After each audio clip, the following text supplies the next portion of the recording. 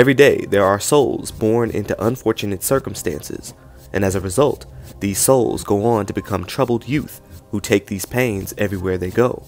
But in a world that glorifies perfection, one man would use his talents to show the world his heart, his trials, and his quest to succeed against all odds.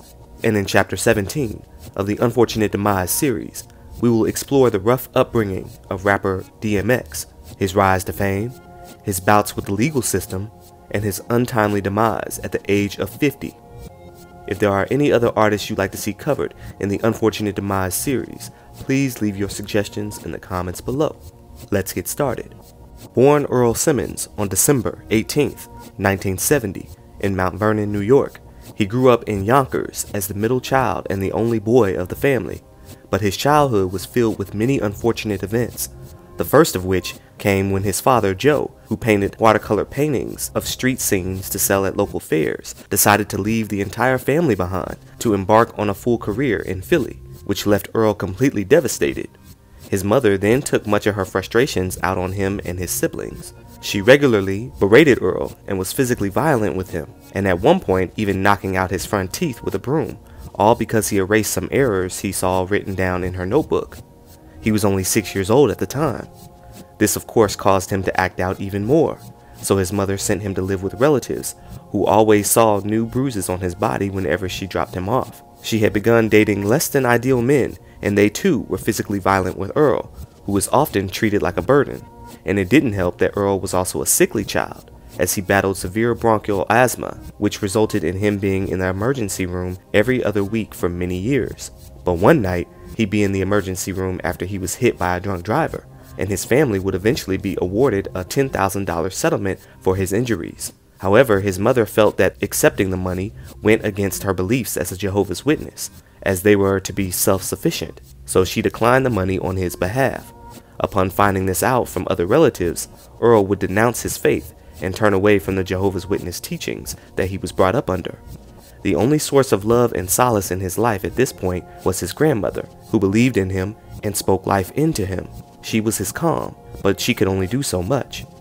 He began wilding out, being arrested at just 10 years old for arson, and again a short time later for petty crimes. He would take these problems to school, fighting other students and challenging teachers. He became such a disrupt that he would be expelled from middle school, prompting his mother to take him on a car ride to check out a new school. Little did he know, she was taking him to Children's Village, a juvenile asylum that provides residential care for orphans and juvenile delinquents. She dropped him off and left him there, which he felt was the ultimate betrayal and abandonment. Over the next 3 years, he developed a love for music and beatboxing, and got pretty good at it. After returning home to Yonkers in 1985 at 14 years old, his mother had informed him that she now had 2 more children, and ain't have no room for him, so he fell up in the streets.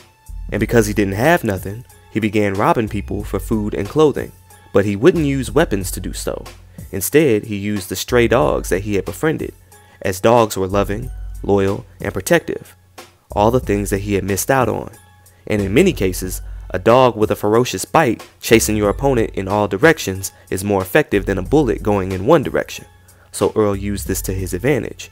Also around this time, he would link up with a local rapper named Reddy Ron, and the two would do small shows together, where Ron would perform as the rapper and Earl would beatbox and provide ad-libs. Ron had also inspired Earl to do some rhyming of his own, and he would take on the name DMX, which initially was an acronym for Divine Master of the Unknown, but also stood for Dark Man X. But between 1985 and 1988, he was in and out of prison for substance offenses and more crimes. At one point, he and one of his cellmates had even broken out of prison, and when he showed back up at his mom's house, she made him turn himself back in. Man, Moms was the op for real for real. But you know what? His time away made him hone his craft as a lyricist, even battle rapping other inmates. So when he was back out on the streets, he would battle rap other rappers and get his recordings on tapes that began to circulate in the area. Eventually, he caught the attention of Joaquin and Darren Dean, who were starting up a management company called Rough Riders Entertainment. They liked his flow and his gritty style of rhyming. The theme of Rough Riders fit DMX perfectly, as he was rough around the edges, and the spelling of rough, R-U-F-F, is often associated with dogs, so it had a nice ring to it. After bringing them on as managers, he would sign with Rough House Records, a subsidiary of Columbia Records, and dropped his debut single called Born Loser in late 1992, which was a testament to his rough upbringing and melancholy life as a result. I mean, he poured his whole heart out on that record, but it still had enough groove to be played at any house party, and he just knew those who went through similar trials would appreciate it and relate to it. Unfortunately, it didn't make any noise and it failed to chart. It didn't help that DMX had built up an infamous reputation in the streets with his continuous run-ins with the law and substance abuse. So the label didn't want to put any more money into promoting him, and his contract would be terminated. Now he and Rough Riders were offered a deal with Death Row Records shortly after, as Suge Knight wanted to sign him, but according to Joaquin, they didn't like the terms of the agreement, so they passed on the offer. Around this time, he went up against an up-and-coming rapper, Jay-Z, during a battle rap, and in the end, the battle was too close to declare a winner, though different sides had their opinions on just who won. But impressed with each other's talents, they would form a bond, and he would also meet Irv Gotti, who was a producer and record executive, and together they created a single called Make a Move, which they began shopping around to different record labels, but with no luck. But after Irv snagged a deal with Def Jam Records, becoming the president of A&R, he tried to bring on DMX as an artist, but the label didn't want DMX, so Irv threatened to leave. This caused them to take another look at DMX, and they decided to pay him a visit in person, just to see what the hype was all about. But by now, DMX had a kid with his longtime girlfriend and had been robbing folks to pay for necessities for his family. But the father of one of the dudes that he had ended up robbing came to the studio looking for X, and the two fought it out. X walked away with a broken jaw and broken ribs, so when the label execs showed up to hear him rapping, his jaw was wired shut, but his flow was so phenomenal, even through the wire, that he was signed on the spot, and from there, things took off. After appearing on LL Cool J's single 4321, DMX would drop his debut album, It's Dark and Hell is Hot, in May of 1998, which shot straight to #1 and went quadruple platinum, with hits like Get At Me Dog, Stop Being Greedy, and the signature hit, Rough Riders Anthem, which rang out of every car stereo in New York City and beyond, according to Time magazine, and would mark the first big hit that Swiss Beats had ever produced. Suddenly, DMX was on top of the world after 13 long years of trying to break into the industry. The same stories of pain and violence that he had hoped to capture audiences with was now being felt worldwide. People were drawn to his relatability along with his aggressive flow and gruff, his chants, and imitations of dogs barking. This album had timeless gems like How's It Going Down, Let Me Fly, and Damien, and also introduced the world to the Rough Riders crew, which featured Eve, the Locks, the Bikes, and of course, the Dogs. He would also star in his first film, Belly, which was an American crime drama film written and directed by Hype Williams, and featured many other artists like Nas, Method Man, T-Boz, and Sean Paul. The film grossed $9 million at the box office, and DMX contributed to the soundtrack with the hit Grand Finale and the song Top Shotter. 1998 will become the year of DMX, and he was just getting started. In December that year, he dropped his sophomore album, Flesh in My Flesh, Blood in My Blood, which again shot straight to #1, making him the first artist in history to have their first two albums debut at #1 and go platinum in the same year. This album featured the hits Slippin' and No Love for Me. This album also featured artists like Mary J. Blige, Marilyn Manson, and Jay-Z. By now, Jay-Z had a very successful debut of his own, and him and DMX had even started a supergroup, Murder Inc., with another rapper, Ja Rule, who they met through Irv Gotti, and the trio had done numerous collaborations over the years. And in early '99, they would embark on the Hard Knock Life Tour, which also featured Method Man and Redman. And Jay did describe feeling a bit envious at the magnitude of DMX's newfound fame and stage presence. He was so competitive with me. I never met a human being more competitive with me, like ever, not even my big brother. He was just all passion. My fondest memory of DMX is he improved my stage show. X is about to go on, and I'm like, you know, I want to see. I got like X is before you. X is going before me. The lights are up. He's in the hallway. It goes doom doom. Yeah, I just got the chill. And now the arena's shaking. And I'm like, this is cool. And then it goes doom doom. And then he goes, and the arena goes crazy. First of all, it's deafening, and I'm like, oh shit. He's running back and forth. He has a thing like a Alizé and Hennessy mix. It looks like blood. It's like he's drinking blood, right? And he's running back and forth. 1, 2, 1, 2. Here we go. And going halfway through the show, then he takes his shirt off. And all the girls are screaming, ah!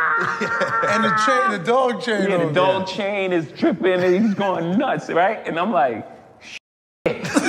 This is halfway through. Now first the guys are going crazy. Now the girls are going crazy. And then he gets to the end and he starts a prayer. Oh my God. And now they're crying. Yeah. The whole arena is crying. Yeah. They're crying tears. And I'm like, they're like, hey, now you go. And I had Hard Knock Life on, so it was like, it's a hard knock life. Put your hands up, people. Everybody finished the show that night. Everybody's happy, by the way. And I was like, we got 56 dates of this shit? DMX had fans that crossed numerous cultures. He had a full set list at the infamous Woodstock 99, a music festival which consisted largely of Caucasian heavy rock and metal heads.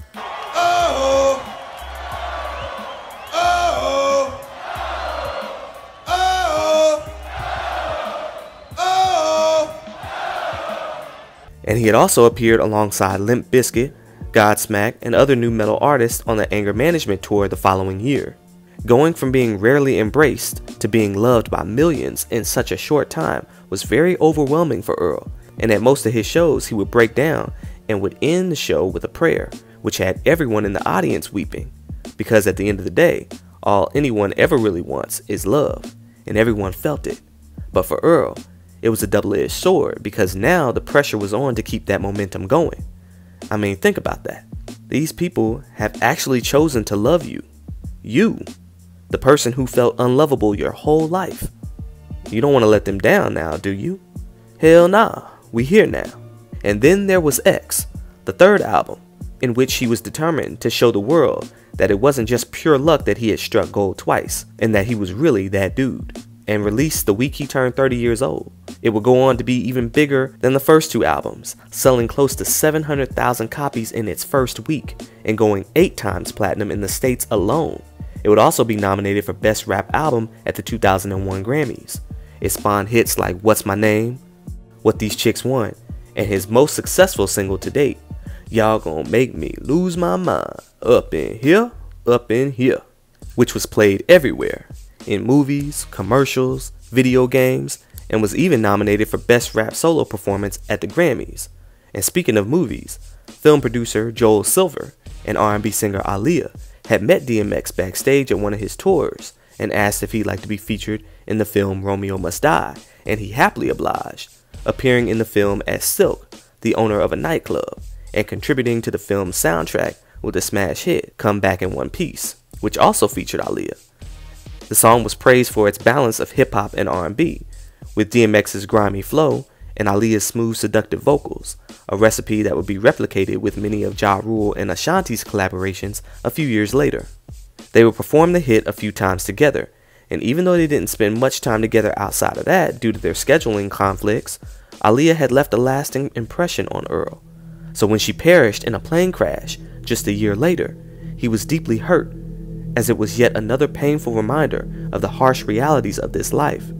He wrote a poem and recited it on the news the day after her death, and when he heard they were doing a tribute video for her, he demanded to be part of it. He and his Rough Riders would ride out to the set, where he recited his poem once more. Dearest, sweet Aaliyah, we may not have known each other long, nor seen each other much, but we became instant and sincere friends. I have trouble...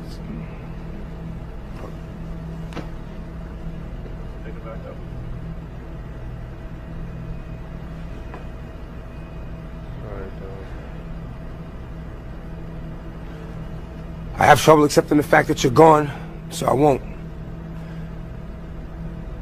It'll be like we just went for a while without seeing each other. I thank you for the movie opportunities, for a chance to work with you. But I can understand why God would have wanted you close to him, because you truly were an angel on earth. See you soon. In my own special way. I love you. Very nice. Got more film if you want to go and do it again. Oh man, I don't know if I can do it again, dog. Let's cut. Cut. Clear cut, stand by. Settle, and action. Here we go. Here we go. All right. This is Aaliyah. You know? And you know, it's my newest baby. And I named her after Aaliyah, you know, because that's how special she was to me. You know?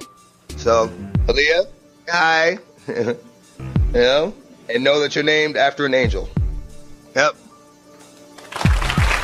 He had regrouped with many of the same cast, music crew, and screenwriters from Romeo Must Die for this next film, Exit Wounds, which he provided vocals on the lead single Ain't No Sunshine from the movie's soundtrack, also released on Blackground Records, the same label as the previous film's soundtrack. He then geared up to release his next album, The Great Depression, which featured the singles We Right Here, Who We Be, and I Miss You, which was a loving tribute to his grandmother, and featured Faith Evans.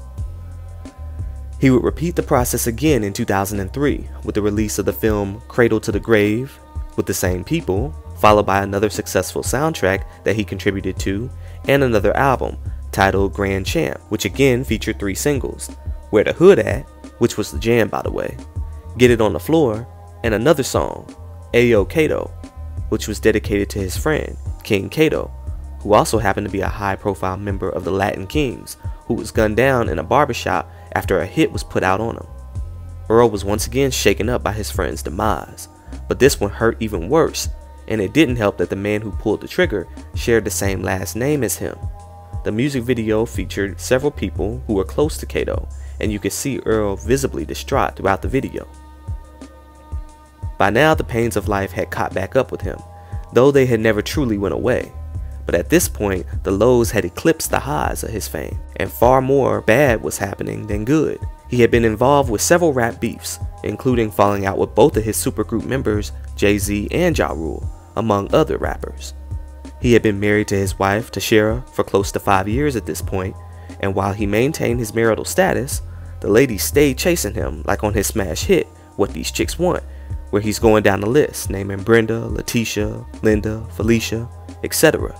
In the end, the ladies got to him, and he began to father several children outside of his marriage. And throughout his lifetime, he fathered a total of 17 children by 11 different women that we know of. Also, his legal troubles were becoming more and more frequent as he was being detained for animal cruelty, weapons possession, disorderly conduct, and possessions of various substances. He was in and out of rehab centers and correctional facilities. See the bad treatment going on. Only one in here. He's the only one who got arrested today. Do it every time, man. Every time, man. Every time they do it to me. They gotta be quiet about it. I get my rights violated, but I gotta be quiet about it. Let's go. Let's go. Now, let's go. Not to mention his career started to descend. Though he had put out 5 #1 albums, the last 2 were significantly less successful and less memorable than his previous works, which hurt his reputation of each album being better than its last. Initially, he had planned to retire, but eager to make a triumphant comeback, he was fast on track to completing his 6th album, Year of the Dog, again, which coincided with 2006 being the Chinese Year of the Dog.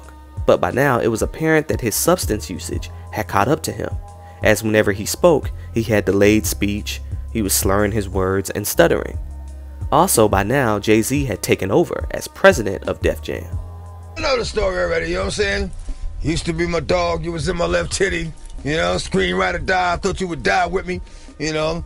What happened was, you know, like I said, I had the crazy track record of Def Jam, everything was good. You know, I go to do the 6th album, and, you know, Jay-Z became president. Yeah. You know, when he first got the job, he hit me with the call like, yo, dog, inmates is running the building, like, yo, you good? Finish the album, shoot the video. So what happened? Go on vacation and, you know, we don't know. What you mean you don't know? How do you listen to a whole album, pick a single, shoot a video, then don't know? Okay, I see what's really good. You're trying to eliminate the competition. You know, because at first you retire, you know, then get me off the label, now you're back rapping again. Okay. He felt like Jay-Z was personally brushing him off, and he said, "I knew it wouldn't work. We're peers, and it always creates problems when your friend suddenly becomes your boss." So he wanted out of his contract. But according to Rough Riders co-founder Darren Dean, DMX was in debt and owed Def Jam about $12 million. So D asked Jay if he would relinquish DMX from his contract, and Jay obliged, seemingly wiping the debt clean. But DMX felt like there was no debt to begin with, claiming that Def Jam bosses had refused to reward him when he delivered an album of the year for them. He said, "I made $144 million in the first year, their best year ever. How much do you think they gave me? Nothing, not even a card.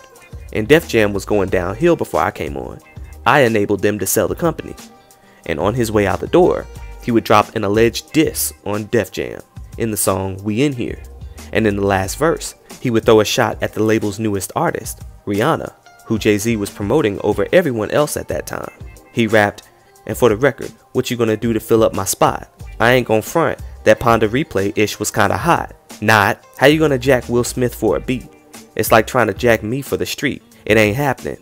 Basically comparing the beat from her debut single to Will Smith's single, Switch, that was released months prior. DMX will return to Columbia Records, this time signing under Sony Urban, to release the album, which would be his first that didn't debut at #1, breaking his winning streak. His next single, Lord Give Me a Sign, took a more spiritual turn and was a testimony to his faith in God and how he struggles with trials and tribulations throughout his life, all the while seeking strength from God to win the battles he faces. It became a fan favorite, but was a commercial failure, and this is where things continued to spiral downward for him.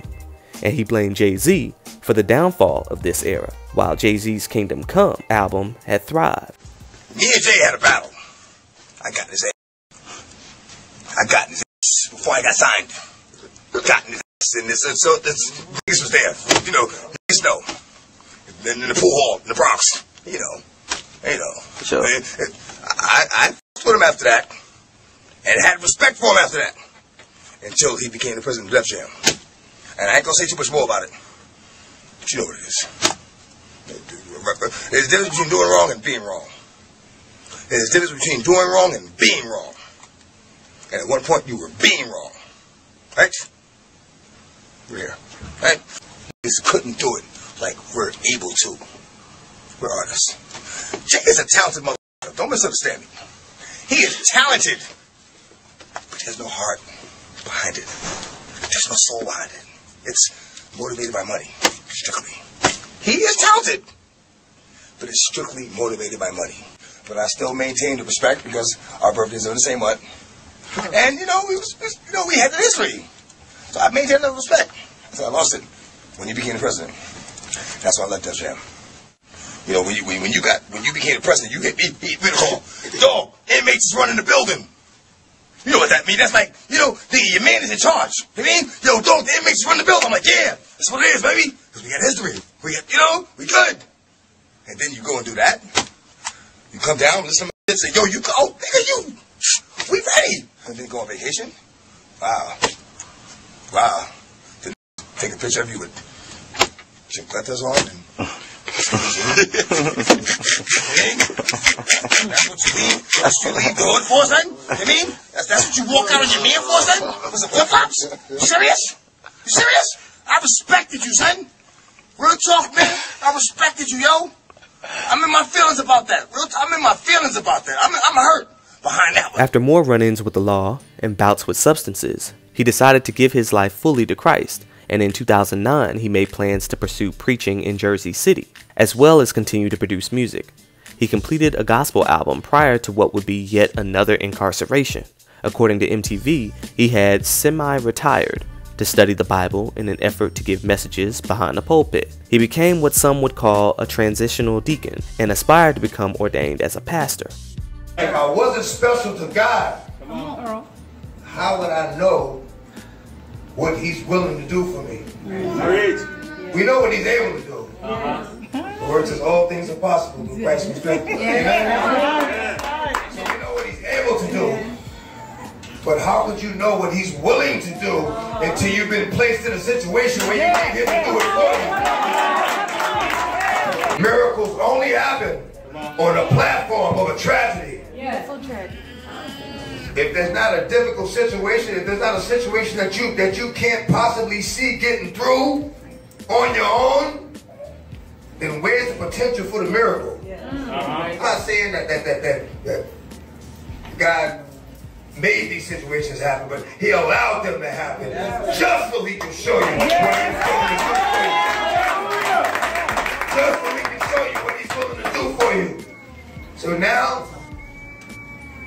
I embrace difficult situations. I praise God for difficult situations. I thank God for difficult situations. It's through these difficult situations that I see what he's willing to do for me. In 2012, he would drop the last album released in his lifetime, called Undisputed, which had many faith-based songs, but still contained much of the explicit, violent lyrics that he was known for. It was apparent that he was trying to better himself, but was also still trying to hold on to his image and his position. And the titles of the last two tracks kinda showcased that even if he hated the chick, he still loved her. Now over the years, he has released several documentaries about his life, and the adversity that he faced at a young age. He had also been featured in numerous TV shows like Moesha, South Park, Eve, and Ayanla Fix My Life, and movies like Death Toll, Last Hour, The Bleeding, and Beyond the Law. He had also lent vocals for 2 video games, Street Hoops and Def Jam Vendetta. But post-2015, he had found himself in far more legal troubles than he could count. Back in the peak of his prime, while other writers were enjoying their wealth, Earl was giving away money and possessions to those he felt truly needed it, as reflected in his lyrics, "Stop being greedy, give to the needy." But by now, he was in the hole and was taken to court numerous times for failing to pay child support. And while it's one thing to owe the mothers of your kids, it's another thing to owe the IRS. And they gonna get theirs. Earl had failed to file taxes for 5 years, a period where he earned over $2 million, which was actually kinda low for someone of his caliber. But either way, in 2018, a judge sentenced him to 1 year in prison, followed by 3 years of supervised release. The court had also ordered him to pay $2.29 million in restitution to the government. He was released from prison in January of 2019, and later that year he signed a new record deal with Def Jam Recordings, deciding to reunite with the old label, and made plans to release new music. But the Rona would put a halt to everything in 2020. And while people were at home quarantining, people wanted to know just who DMX would go against in a versus battle. Of course he had to challenge Jay-Z, as he wanted to battle like old times. But nothing would come of this. He would, however, give several informal sermons on his Instagram lives, offering condolences to the families who lost loved ones to the pandemic, and offering encouragement in the one place you will ever truly find peace, and that is with the Creator. He was also able to find forgiveness with his mother, after she walked in on one of his therapy sessions a few years back, which was what he needed at that time. He told GQ, "I think a lot of people struggle with forgiving their parents. In fact, I personally struggle with forgiving mine. But until you learn how to forgive others, you can't forgive yourself. I told y'all what she put me through. That doesn't mean I don't love her, and that doesn't mean that she's the same person she once was." If I was to interrupt it right now, my last thought would be, I've had a good life. God damn it. And on April 2nd, 2021, at approximately 11 p.m., Earl would be rushed to White Plains Hospital, where he was reported to be in critical condition following a heart attack at his home, possibly resulting from an OD. The next day, his attorney had confirmed that he was on life support, and that same night he would suffer cerebral hypoxia as paramedics attempted to resuscitate him for 30 minutes. And for the next several days, he remained in a vegetative state with lung and brain failure and no brain activity.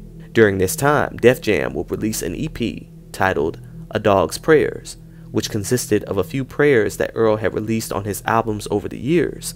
And on the morning of April 9th, 2021, he had lost functionality in multiple essential organs and was pronounced dead shortly thereafter, at the age of 50, marking the end to 50 years of anguish, 50 years of sorrow, 50 years of suffering, but also 50 years of endurance, 50 years of creative energy, and 50 years of purposefulness.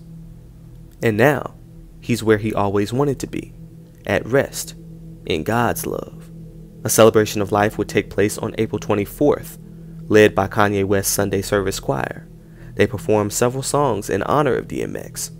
The memorial was live streamed on DMX's YouTube and Instagram accounts, and on the way to the service, his casket was carried by a black monster truck with "Long Live DMX" painted on the side, and hundreds of motorcyclists in homage to the hip-hop collective Rough Riders rode from Yonkers to Barclays Center, where the celebration was held. In between performances, people gave speeches including Eve, Nas, Swiss Beats, and Rough Riders founders Joaquin and Darren. Earl's official funeral took place in Brooklyn at the Christian Cultural Center on April 25th. It was live streamed on the BET network and its YouTube channel. It had lasted around 5 hours. There were several virtual testimonies shown by those close to DMX, as well as a virtual performance from Faith Evans. New York City community leader and peacemaker Erica Ford would present Earl's family with several proclamations from the New York governor's and Senate's office, including one that declared December 18th, Earl DMX Simmons Day. Now, Def Jam had released his song X Moves the day he died, followed by another song a week later, before releasing his official last album, Exodus, on May 25th, 2021, which featured a plethora of artists from Jay-Z, Nas, and Lil Wayne to Alicia Keys, Snoop Dogg, Bono, and Moneybagg Yo. The album had also featured Earl's young son, Exodus, who says a prayer of his own on one of the album's songs. In November of 2021, HBO would release a documentary called Don't Try to Understand, which was described as a compelling portrait of a rapper who died trying to do right, but unable to escape demons that followed him for decades. Now, I personally want to encourage you all to listen to his song, Ready to Meet Him. It's prophetic, and no matter your beliefs or lack thereof, it's got a message that I'm certain that everyone in this life will be able to take with them on their journeys.